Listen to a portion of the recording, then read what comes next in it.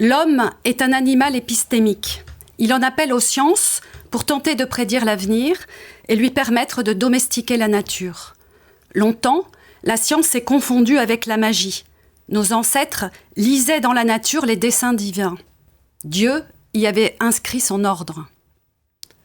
Les sciences modernes sont nées de la séparation d'avec ce supposé vouloir dire de la nature. Ce changement de paradigme rend-il obsolète le concept de loi de la nature, remplacé par celui de loi scientifique?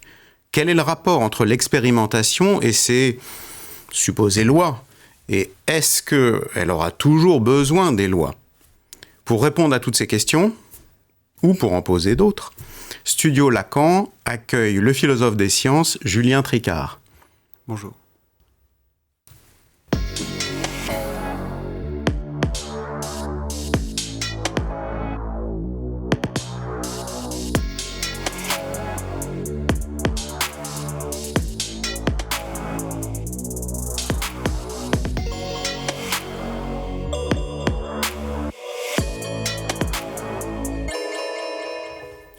Julien Tricart, bonjour. Merci d'avoir accepté cette invitation à Studio Lacan. Vous êtes normalien, agrégé et docteur en philosophie des sciences. Et vous venez de publier un livre qui est tout juste à peine sorti en librairie, qui s'appelle « Qu'est-ce que les lois de la nature ?» C'est un sujet vaste, dirons-nous. Et donc la question des lois de la nature est un concept central, enfin qui a l'air central en philosophie, mais pour autant qui n'est pas si évident à aborder comme ça. Alors peut-être pour tenter de l'approcher, je vous propose de partir des lois de la nature avant l'avènement des sciences modernes, où elles étaient conçues comme principes qui ordonnaient en quelque sorte à la nature. Est-ce que vous pouvez nous dire un petit mot peut-être de la science quand elle était magie ? Quand elle était magie, je ne sais pas si la science a déjà été magie, mais en tout cas avant ce qu'on appelle encore la révolution scientifique, c'est-à-dire ce qui est apparu avec les travaux de Copernic, Kepler et Galilée au début du XVIIe siècle, on parlait très peu de lois de la nature. Le terme est vraiment apparu tout au long du XVIIe siècle, ça a pris un peu de temps évidemment. On commençait à parler de lois scientifiques pour des domaines très précis, loi de l'optique, loi de la réfraction, etc. Mais avant cette période-là, c'est vrai que ce concept n'existait pas, littéralement. D'accord. Alors, si vous nous dites un petit mot, par exemple, sur Aristote, comment Aristote concevait la marche de la nature. Alors, je ne sais pas comment le dire si ce n'est pas loi. Oui, dans la nature d'Aristote, en tout cas dans la nature conçue par Aristote, il y avait un ordre, parce qu'Aristote a essayé de fonder une physique, donc il pensait que la nature était connaissable et que donc, par conséquent, elle était ordonnée. Elle était deuxièmement régulière. Donc il y avait des choses qui se répétaient dans la nature selon Aristote. Mais l'idée de loi n'existe pas à son époque et dans sa conception des choses. Alors pourquoi ? Ça c'est une grande question et c'est peut-être à des historiens de la philosophie d'y répondre. Mais pour Aristote, les régularités qu'il peut observer chez les êtres vivants, dans la matière non vivante, ces régularités-là n'ont pas d'intérêt scientifique en tant que telles, parce qu'elles ne sont intéressantes que si elles dérivent de la nature profonde de ces êtres naturels. Alors que dans le paradigme qui apparaît au XVIIe siècle, on renonce, si vous voulez, progressivement à connaître cette nature profonde des choses, et c'est lié avec ce bouleversement épistémologique-là que l'idée de loi apparaît. Et c'est via des lois qu'on commence à s'imaginer que la nature sera connaissable. Ok. Peut-être qu'on pourrait dire un tout petit mot, si on s'amuse à faire un petit quiz comme ça, philosophique. Est-ce que Lucrèce, comment vous placez Lucrèce dans ce trajet ?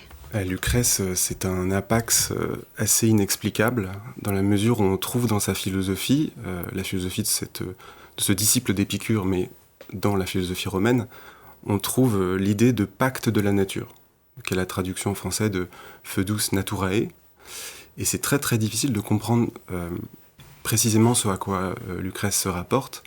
Lucrèce essaye de penser, si vous voulez, ou d'expliquer même, pourquoi les êtres vivants, de génération en génération, par exemple entre les parents et les enfants, pourquoi les êtres vivants conservent la même forme.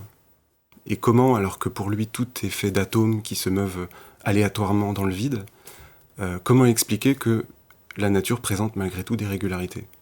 Et c'est pour essayer d'expliquer ça qu'il invente ce concept-là, et qui pose déjà les problèmes qui sont attachés au concept moderne de loi de la nature, puisque le terme pacte vient du droit romain, veut dire serment ou vœu solennel, si vous voulez.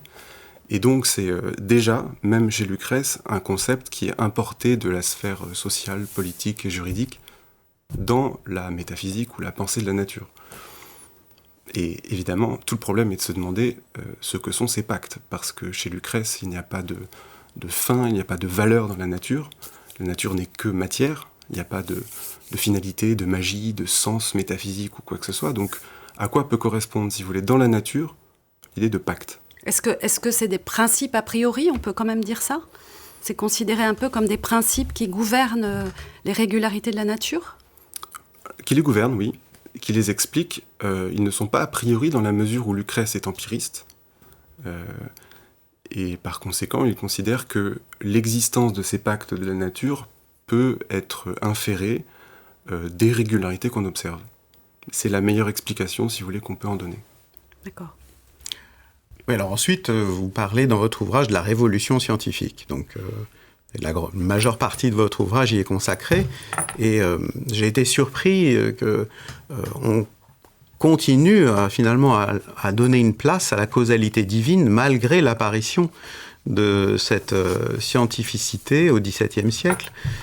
Et vous parlez même à un moment donné, dans la généalogie de la notion de loi de la nature, de cette espèce de fusion entre deux concepts qui préexistaient, notamment chez Bacon, la notion de loi de la nature au pluriel, et la notion aussi d'une loi naturelle au singulier, concept théologique qui va peut-être persister chez nous en termes d'absolutisme moral jusqu'à l'époque contemporaine. Mais malgré cette scientifisation et cet avènement de l'idée de loi naturelle, on garde l'idée que il y a un Dieu, ou le Dieu, qui s'exprime à travers des lois ou une loi naturelle. Oui, c'est étonnant. Ça nous étonne beaucoup, mais on est en plein XVIIe siècle. Et lorsque c'est Descartes qui en réalité propose ce concept-là, lorsque Descartes invente ce concept-là, il invente en réalité une analogie. Il dit Dieu, alors c'est pas une citation, mais il dit que Dieu est à la nature, si vous voulez, ce qu'un roi est à son royaume. Donc Dieu a le pouvoir, évidemment, il a tous les pouvoirs. Dans cette vision des choses-là, religieuse et théologique, il a le pouvoir d'édicter des règles qui vont s'imposer universellement et de toute nécessité à l'intégralité de l'univers. Et donc c'est assez étonnant de se dire que les lois de la nature, qui pour nous sont, quand on arrive à les connaître, sont des nécessités, elles s'imposent à nous, on ne peut pas les changer, pour Dieu sont des choix. Et donc en tant qu'institution ou en tant que chose que Dieu a édictée pour les créatures naturelles, les lois sont contingentes. Si Dieu l'avait voulu, elles auraient pu être différentes. Ça fait de Dieu un sujet qui choisit. Un sujet qui choisit, et l'une des questions que Descartes... Dieu est-il trompeur ? Alors, Descartes se pose cette question-là, il répond par la négative, Dieu ne l'est pas, mais si vous voulez, il y a une lettre très connue de Descartes, c'est la lettre au Père Mersenne de 1630, où Descartes défend cette thèse des vérités contingentes. Dieu aurait pu faire que 3 plus 2 ne soit pas égal à 5, et aurait pu faire que des masses ne s'attirent pas, mais se repoussent, par exemple. Bon, Descartes n'aurait pas pris cet exemple, parce que la loi de l'attraction n'avait pas encore été conçue, mais cette question-là de pourquoi Dieu a choisi ces lois-là, Descartes ne la pose pas vraiment. Et c'est Leibniz, après, qui affrontera cette question-là. Avec le meilleur des mondes possibles. C'est ça. Leibniz essaye de rendre compte de l'ordre de l'univers et considère que Dieu choisit librement, mais sous une forme de contrainte néanmoins, sous la contrainte du principe du meilleur. Dieu ne peut pas faire quelque chose qui ne soit pas le meilleur possible. Et donc dans tous les univers possibles, pour Leibniz il y en a une infinité, il prend l'image d'une pyramide, il a choisi l'univers, l'unique univers qui est le meilleur possible et qui fait la balance entre la simplicité des moyens et la richesse des effets. Donc la simplicité des moyens, c'est le fait que Dieu, étant sage, cherche à agir comme un bon architecte avec les moyens les plus économes possibles. Et pour ce qui nous concerne, ça signifie avec les lois de la nature les moins nombreuses et les plus simples possibles. Et avec ces moyens minimisés, Dieu a voulu créer la nature la plus riche possible, la plus luxuriante possible. C'est un critère que vous développez beaucoup dans votre ouvrage, effectivement la notion de simplicité de la loi, unicité, réduction de ses principes, le plus haut niveau possible d'une loi finalement. Bon, c'est ce qu'on retrouve chez Leibniz donc au départ. C'est un bon exemple, cette idée que Dieu s'est imposé ces critères-là dans sa création et dans l'édification de l'ordre naturel des choses. Ces critères-là, on les retrouve au XXe siècle, en philosophie des sciences, comme des critères que les scientifiques doivent satisfaire pour leur théorie. On cherche des théories qui évidemment sont adéquates à ce qu'on observe et collent à l'expérience, mais lorsqu'on a plusieurs théories qui font jeu égal sur le plan empirique, qui arrivent à expliquer et prédire les mêmes phénomènes, eh bien, il faut préférer, dit-on, une théorie qui est la plus simple. C'est le rasoir d'Occam, non? C'est pas ça? Oui, c'est ça. C'est un héritier de ça. Et donc, vous disiez tout à l'heure que Dieu est sujet, au XVIIe siècle, et une manière d'expliquer ça ou de rendre compte de ça, c'est de se dire que Dieu est, pour les philosophes et les scientifiques qui y croyaient et qui fondaient sur son existence leur activité, Dieu est en quelque sorte l'entendement parfait qui réalise à sa mesure de création ce qu'un scientifique parfait cherche à faire à son niveau, si vous voulez. C'est l'entendement, c'est ce que Kant appelait, pardon pour un terme un peu barbare, l'entendement archétypal. C'est qui sert de modèle, si vous voulez, à l'exercice rationnel. En psychanalyse, on parle d'autre de l'autre, c'est-à-dire ce qui viendrait faire clé de voûte, un peu sur lequel s'appuieraient tous les savoirs après. En fait, c'est vrai que c'est intéressant la lecture en tout cas de votre livre de ce point de vue-là, parce que ça met en avant que malgré l'avènement des sciences modernes, cette question reste une question au bout du bout, quoi. Quel est l'autre qui viendrait garantir les lois? Alors évidemment, maintenant, on ne cherche plus vraiment à comprendre pourquoi la science fonctionne. On est tellement habitué à ses succès, et Dieu a un peu disparu non seulement de la métaphysique, mais a aussi disparu de la conception que les scientifiques se font de l'intelligibilité de la nature. Aujourd'hui, il y a très peu de scientifiques qui se diront si ce que je fais fonctionne, c'est parce que tout a été créé, ordonné par Dieu. Et Dieu est apparu encore dans des discours plus vernaculaires des scientifiques au XXe siècle. Vous connaissez cette phrase d'Einstein, Dieu ne joue pas au dé, quand il était en désaccord avec ce que racontait la physique quantique. Mais on est aujourd'hui face à, sinon un problème, en tout cas une interrogation. Maintenant qu'on est, si vous voulez, un peu débarrassé de... Je dis ça sans jugement, mais qu'on peut faire de la science sans ce fondement théologique-là. On reçoit cette idée de loi de la nature et on ne peut que s'interroger encore plus à quoi elles peuvent correspondre. Si ce ne sont pas quelque chose qu'on peut comprendre de manière religieuse, que sont les lois de la nature? D'où l'idée de ce livre, mais qui est une interrogation que je n'invente pas du tout. En philosophie, au niveau mondial, c'est une question qui est déjà traitée depuis très longtemps, et simplement en France, il n'y avait pas encore de livre qui posait directement cette question-là, si vous voulez. Voilà, c'est ça. Donc c'est ça qui fait l'actualité de votre livre, qui est très bienvenu en France. Et il y a aussi l'actualité de la culture, à laquelle nous allons consacrer dans un instant la deuxième partie de notre émission.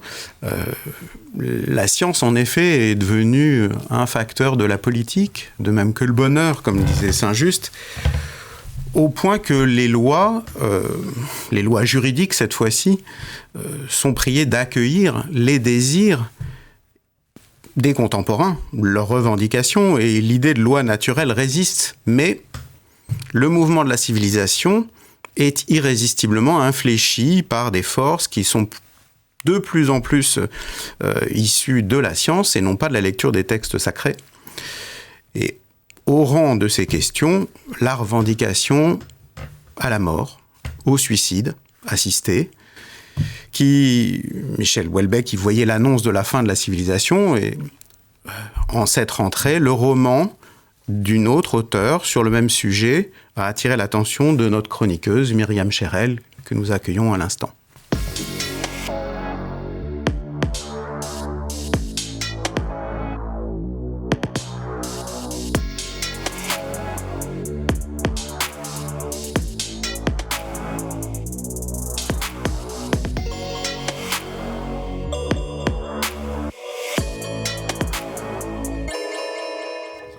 Myriam Cherel, bonjour. Nous sommes très heureux de vous accueillir dans Studio Lacan. Donc, vous êtes psychanalyste à Rennes et vous venez nous parler d'un livre d'Émilie Frèche, Les Amants du Lutétia. Alors, je vous laisse la parole sur ce livre. L'écrivaine Émilie Frèche reprend en fait le fait divers du suicide d'un couple d'octogénaires et subtilement dans son roman, elle en fait des professionnels de la communication, des rois de la publicité, poussant finalement leur art jusqu'à l'extrême, celui d'orchestrer leur propre mort dans un hôtel de luxe, pas n'importe lequel et à une date choisie. Ce double suicide a été pensé par eux comme un véritable stunt publicitaire pour être les porte-paroles post-mortem du droit à choisir sa mort. Alors évidemment, à l'heure de l'autodétermination, ce roman dévoile combien l'anarchie démocratique des passions, disait Lacan, s'étend à tous les domaines de la vie. Donnant ici, on peut le lire, l'illusion finalement grandissante d'un pouvoir sur la vie et la mort et niant finalement le hiatus entre la demande et le désir. Pourquoi illusion, Myriam ? Qu'est-ce qui va se passer ? Disons que là où les suicidés ont voulu évacuer le tragique, annuler l'effroi, eh bien, en réglant le moindre détail, les funérailles, rompre leur contrat, etc., eh bien, le réel fait retour en force. Alors, les personnages du roman y réagissent chacun à leur façon. Éléonore, leur fille, est plutôt confrontée à la castration, au passage à l'acte suicidaire. Elle se sent déshéritée, dépossédée, désabonnée, elle dit même privée de liberté. Et elle questionne l'amour filial, la transmission et aussi la mémoire des morts. Leur petit-fils, Simon, au contraire, lui, se met en quête de défendre le dit des grands-parents. Et c'est sur les réseaux sociaux qu'il va s'y employer et sur le nombre de likes, finalement, il exécute le dit des grands-parents. A contrario, en effet, là, la parole est ravalée. L'autre est ravalé à une position d'écoute, car aucun dialogue n'est possible. Les ressorts inconscients de la parole sont finalement complètement niés. Alors, en contrepoint, on assiste au cheminement subjectif beaucoup plus tortueux d'Éléonore. Et il va y avoir un moment de bascule, la rencontre avec la vieillesse de la mère de son ex-mari, et donc ce que ça emporte de perte, de diminution, de vulnérabilité, dit-elle, diminution finalement dans le champ de la vie. Et c'est alors qu'elle se décide à entrer en thérapie. Ah bon, c'est un roman qui met en scène un personnage qui entre en thérapie. En tout cas, en analyse. Oui, en tout cas, c'est un roman qui met en scène les différents statuts de la parole. Et évidemment, la parole sur les réseaux sociaux n'a rien à voir avec le bien-dire en analyse. Éléonore y entre en analyse sur une énigme. La phrase dans la lettre laissée par ses parents, pour nous, l'histoire était terminée, écrivent-ils. Et effectivement, à partir de ses rêves et aussi les non-dits de l'histoire familiale, les camps, la guerre, les survivants, les camps de concentration, j'entends, et les survivants, son histoire prend un nouveau sens. Et puis les cadavres de ses parents qu'elle a vus à la morgue reviennent en rêve de manière récurrente et sont exposés à chaque fois comme une œuvre d'art. Mais elle n'éprouve aucune tristesse. Alors là, il m'a semblé lire qu'Émilie Frêche décrit là combien la jouissance du couple parental est toujours énigmatique pour l'enfant. Et d'autre part, par la mise en scène du suicide, le tableau, dira Éléonore, a été orchestré pour qu'il survive. Éléonore va alors cerner, à partir du défilé des signifiants, sa propre jouissance et retrouve le chemin de son désir, là où, finalement, le suicide programmé l'avait nié. Sans dévoiler la fin du livre, disons que programmer sa mort du couple parental est quelque peu édulcoré, romancé, voilé peut-être du côté de l'amour, mais nous pouvons y saisir la question du mourir, et que la question du mourir concerne celle de la vie. Et que finalement, ça pose la question, qu'est-ce que la vie ? Car nous ne savons pas ce que c'est qu'être vivant, disait Lacan, sinon qu'un corps, cela se jouit. Je vous remercie et bonne lecture. Merci Myriam. Alors nous reprenons notre galerie de portraits, pourquoi pas avec Julien Tricart. On n'a pas encore parlé de Newton. Newton, dont vous dites qu'il opère un renversement épistémologique fondamental. Sur l'idée de loi de la nature ? Oui. Je ne suis pas certain que... Oui, en réalité, Newton prend position dans un débat qui fait déjà rage depuis, disons, plusieurs décennies, quand lui propose ses Principia, donc à la fin du XVIIe siècle. C'est un débat qui oppose les Leibniziens, je ne sais pas si vous voulez rentrer là-dedans, mais c'est un débat qui oppose les Leibniziens, pour lesquels les lois de la nature ne sont véritablement des lois de la nature, c'est-à-dire des lois naturelles, que si ces lois découlent, un peu comme Aristote le pensait, de la nature profonde des choses. Donc deux corps s'attirent parce que ce sont des corps, et en vertu de ce que leur corporéité, si vous voulez... Leur essence. Leur essence de corps, c'est ça. Alors que contre Leibniz, il y a eu, disons, un kaléidoscope de positions opposées qui lui reproche de restaurer Aristote, de restaurer les vertus dormitives ou les vertus attractives, si vous voulez, et de défendre quelque chose qui n'est pas possible scientifiquement, à savoir la connaissance de la nature profonde et intime des êtres.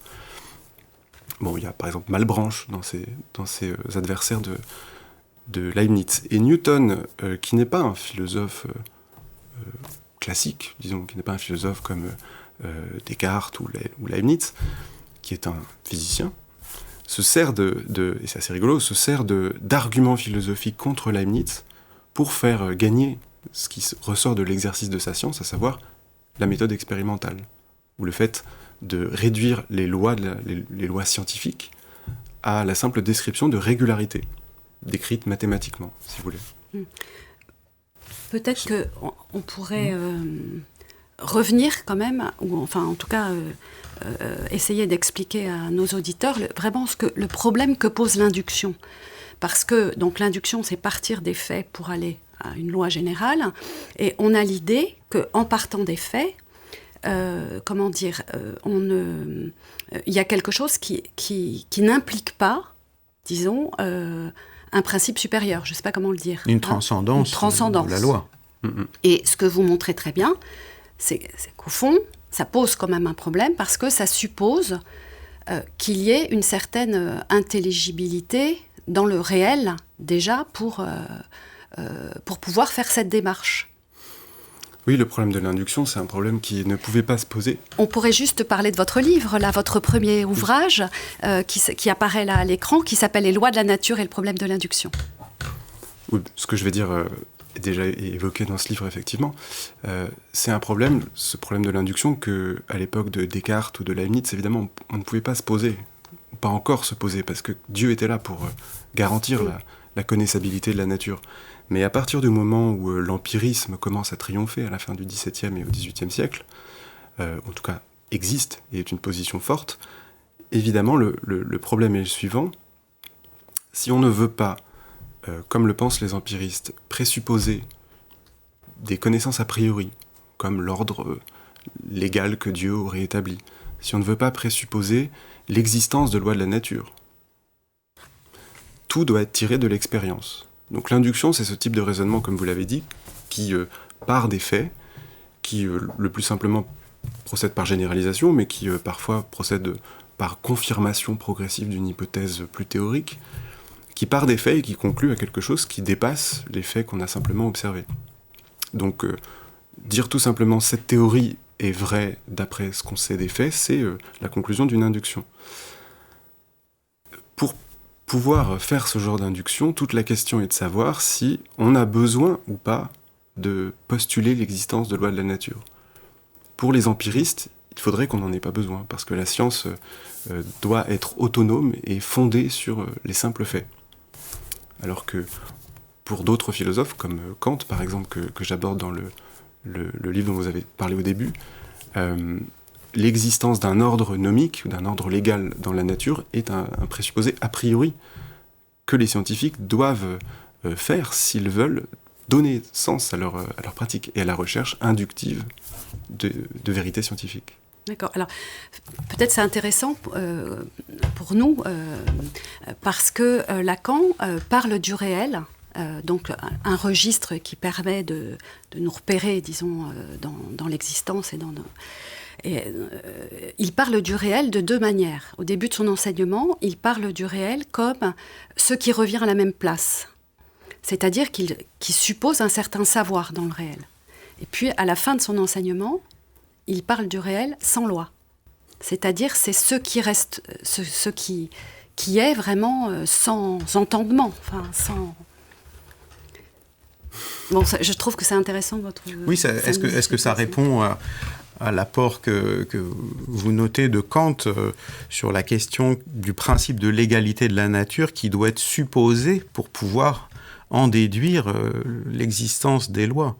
Alors, il doit être supposé par les scientifiques et il peut être prouvé par la philosophie. C'est ce que Kant prétend avoir fait. Donc, si on n'est pas d'accord avec Kant, on peut après soutenir l'idée que le réel n'a pas de loi, que le réel est anomique, comme on dit un peu barbare en philosophie, que le réel serait anomique. Mais Kant le prouve. Je ne sais pas si vous avez déjà lu cette page en plein milieu de la critique de la raison pure, qui est assez fascinante. Kant dit...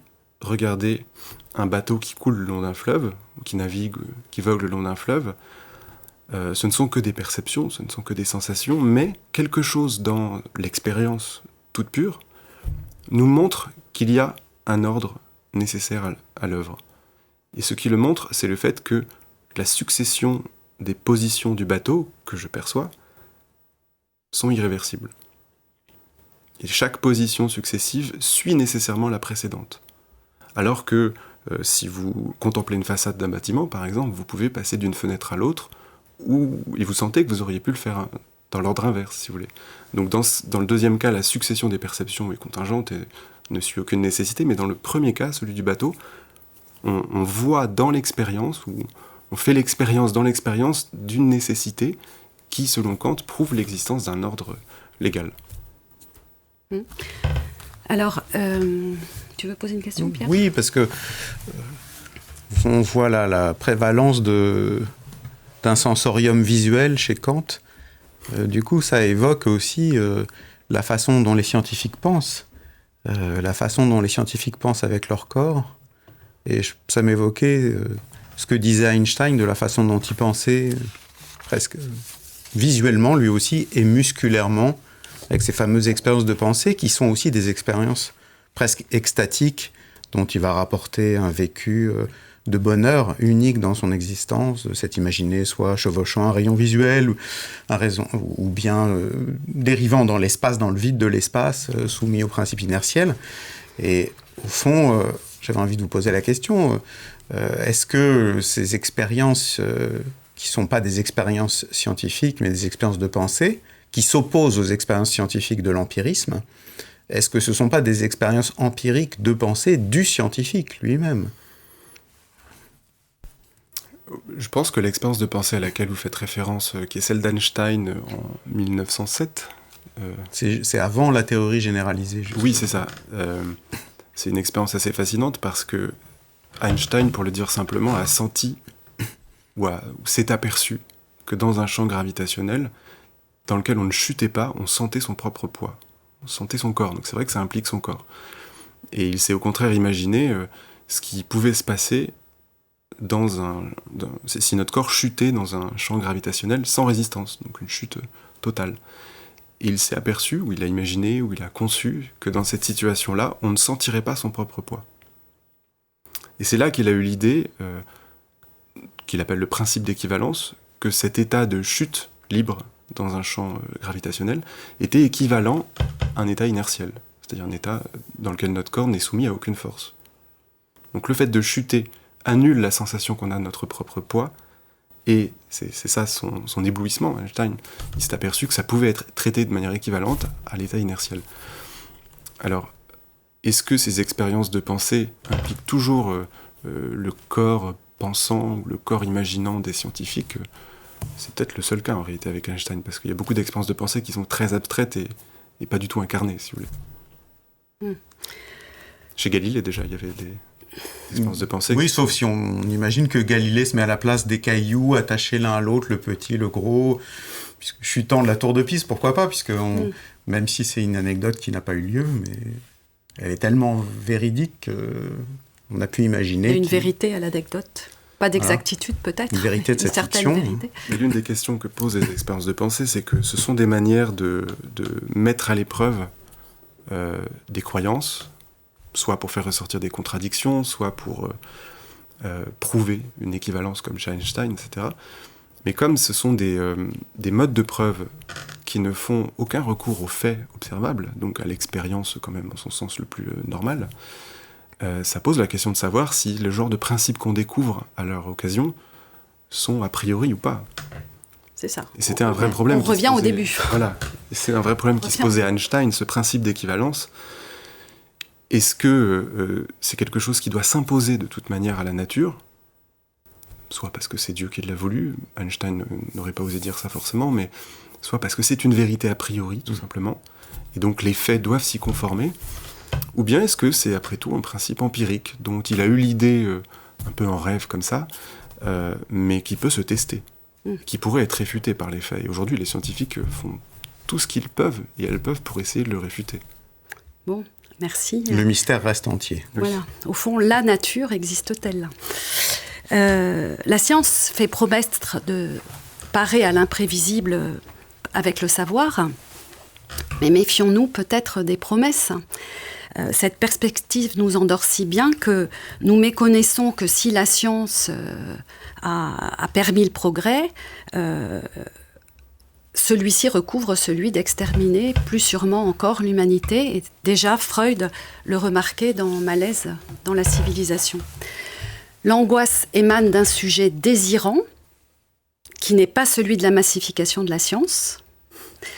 Elle est signal de danger aussi. Peut-être, Pierre, devrions-nous nous souhaiter suffisamment d'angoisse pour sortir de notre léthargie, peut-être par exemple face à l'urgence climatique, et nous retourner sur la pulsion de mort qui nous agite et qui est décuplée grâce au progrès de la science.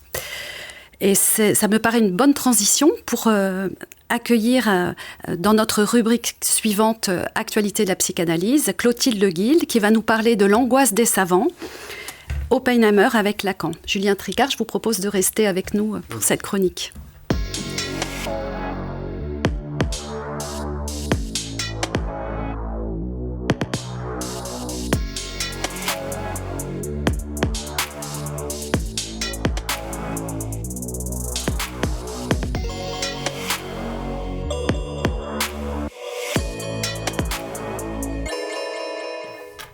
Bonjour Clotilde Le Guil. Bonjour Pierre Sidon. On ne vous présente plus, membre de l'ECF et de l'AMP, psychanalyste, philosophe, et vous êtes venu nous parler d'un sujet inactuel, mais très actuel. Voilà. Alors, il a été question, vous vous souvenez, de la critique du patriarcat lors de notre dernier congrès de l'Eurofédération de psychanalyse à Bruxelles en juillet dernier. Et il sera aussi question de l'impuissance des pères dans le dernier numéro de Mental qui se fera l'écho de ce congrès. Alors, aujourd'hui, j'ai envie de vous parler de ce que c'est que d'être le père de la bombe atomique. L'actualité lacanienne que je vous propose concerne donc Oppenheimer, auquel le réalisateur Christopher Nolan consacre son dernier film. Et bien dans ce film, on voit le jour où Oppenheimer fait la couverture du Times Magazine qui titre « Père de la bombe atomique ». Ce film résonne, à mon sens, de façon saisissante avec l'interprétation qui est proposée par Lacan en 1960, à la fin de son séminaire de l'éthique de la psychanalyse, des effets du progrès de la science sur la civilisation. Les dernières pages du séminaire de l'éthique sont en effet d'une actualité troublante, eu égard aux propos de Christopher Nolan. Ce film, qui croise différentes dimensions temporelles, comme Nolan aime le faire, avant, pendant, après la guerre, parvient à interroger la passion du savoir chez Oppenheimer, en tant que cette passion a débouché sur l'invention de la bombe atomique. Eh bien, faire le récit de la naissance de sa vocation, c'est en même temps, pour Christopher Nolan, en dévoiler le point d'aboutissement. Qu'est-ce qui peut pousser un chercheur à mettre en œuvre tous les moyens possibles pour inventer la bombe qui pourra détruire ce qui fait le support de l'humanité, c'est-à-dire la planète ? Alors comment Nolan traite-t-il de l'obscure détermination d'Oppenheimer qui le conduira à laisser son nom dans l'histoire du côté de la pulsion de mort ? Oui, alors en nous faisant suivre, Marie, le parcours du jeune Oppenheimer, voyageant en Europe, de laboratoire de recherche en laboratoire de recherche, de Göttingen à Copenhague, à l'affût des leçons des plus grands physiciens de la physique quantique de l'époque, comme Heisenberg ou Niels Bohr, Christopher Nolan nous montre d'abord la passion du savoir qui habite le jeune Oppenheimer. Mais il nous montre aussi déjà son angoisse et son choix de ne rien vouloir savoir de la pulsion de mort. Nolan nous fait voir un Oppenheimer qui est d'emblée fasciné par l'idée d'un monde parallèle, qui ne trouve pas d'ailleurs sa place dans ce monde-ci, et même qui est tenté d'empoisonner une fois son chef de laboratoire. Il laisse une pomme sur la paillasse qu'il injecte de cyanure, en espérant se venger d'une humiliation qu'il a subie. Et on peut se demander si finalement cette pomme empoisonnée que le jeune Oppenheimer a failli faire croquer à son chef de laboratoire, eh bien est-ce que ce n'est pas cette même pomme qu'il a fait croquer à l'humanité entière quelques années plus tard ? Alors, Nolan nous montre très bien l'énergie qu'Oppenheimer a dû déployer pour convaincre le pouvoir américain, l'armée, pour rassembler les chercheurs les plus pointus en physique quantique du moment, pour construire, comme vous le savez, une ville qui était dédiée aux recherches sur la fabrication de la bombe, la ville de Los Alamos, une ville à l'écart de la rumeur du monde dans le désert, une ville qui était protégée de toute incursion extérieure pour que justement cette bombe vienne à exister. Et il y a une réplique d'un chercheur proche d'Oppenheimer qui éprouve justement une certaine angoisse à s'engager dans ce projet, une réplique qui m'a frappée. Il s'appelle Easy, ce chercheur. Et Easy dit ceci à son ami Opie, puisque c'est le surnom d'Oppenheimer dans le film. « Je ne veux pas que 300 ans de physique aboutissent à créer la plus grande arme de destruction massive. Eh bien, en dépit de cette angoisse éprouvée par certains, rien ne pourra pourtant arrêter cette course au savoir, ni les hésitations des savants, ni l'angoisse, ni les remords. Il y a une scène du film qui m'a aussi beaucoup marquée, qui est la scène du premier essai de lancement à Los Alamos de la bombe. Telle une chose noire, mystérieuse, la bombe est hissée dans un coffret en haut d'une tour avant d'être larguée dans la nuit. Avant d'être larguée, eh bien ce soir-là, un orage se déclenche et Nolan nous filme vraiment cet orage comme un déchaînement des dieux qui viserait en quelque sorte à prévenir les hommes avant qu'ils franchissent ce point irréversible. Et pourtant, les savants ne reculeront pas. Ils s'installeront tous pour voir exploser la bombe et voir l'arme de destruction massive exploser dans la nuit, voir vraiment ce que Lacan appelait das Ding, la chose, voir cette chose sortir du laboratoire, sortir d'eux-mêmes et sortir d'elle-même. Eh bien, c'est vraiment ce qu'ils désirent et ils réussiront. Et tout le monde s'écrie une fois l'explosion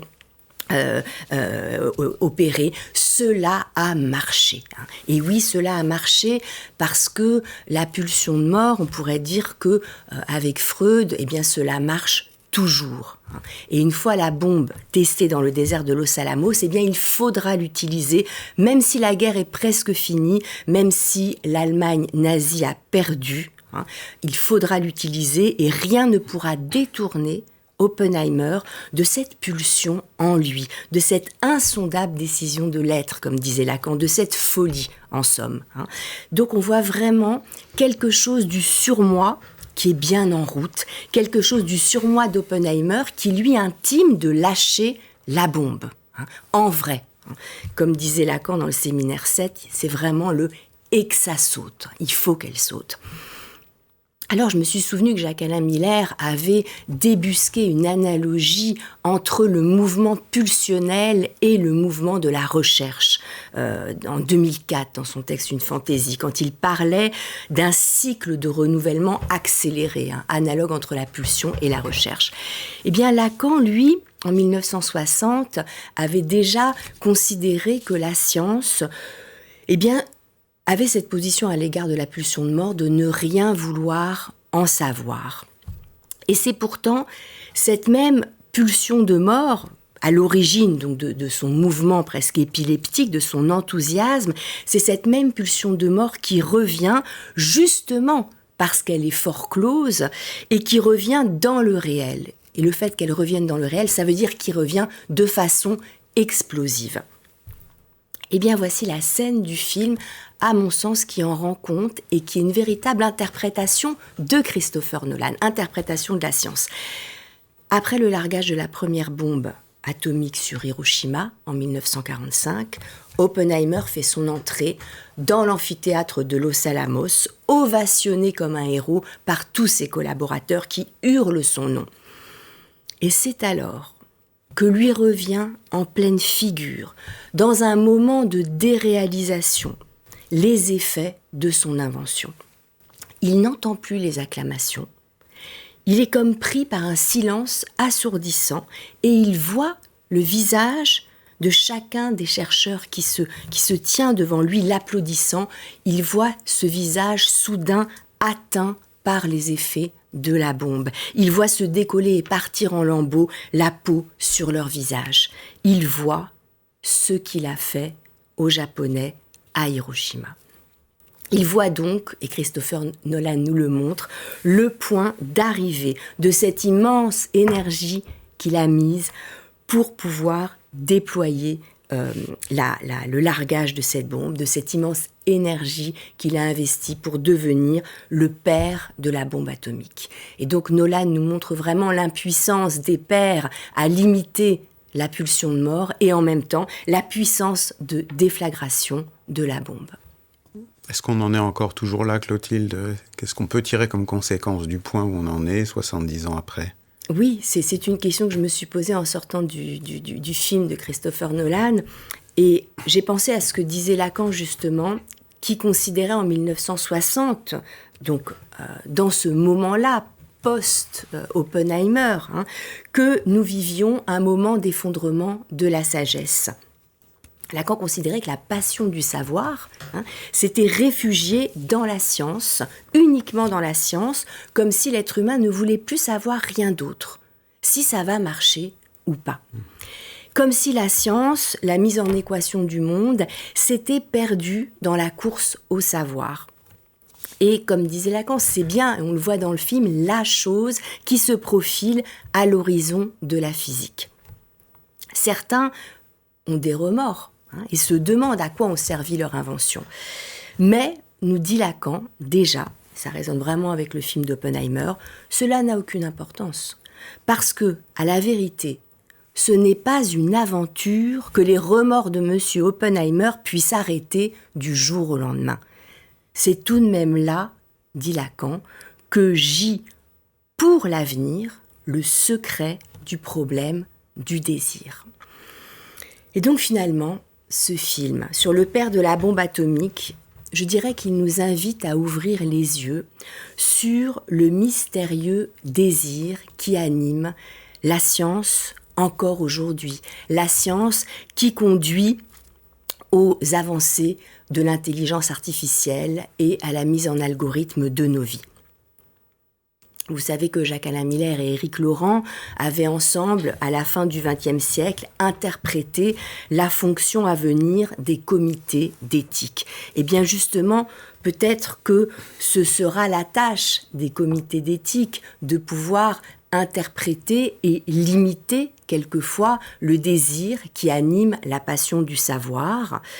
Et peut-être que le film de Christopher Nolan, en tout cas c'est ce que je me suis dit, ce qui fait aussi son actualité, cherche à formuler une nouvelle éthique, en tout cas nous invite à formuler une nouvelle éthique, non plus seulement depuis la dimension du progrès, mais depuis la dimension du vivant. Merci Clotilde. Merci. Restons sur cette idée de nouvelle éthique à partir de la dimension du vivant. Merci Julien Tricart, merci Clotilde Le Guil. Et nous vous retrouvons dans 15 jours exceptionnellement. Là, voilà. À bientôt pour un prochain Studio Lacan.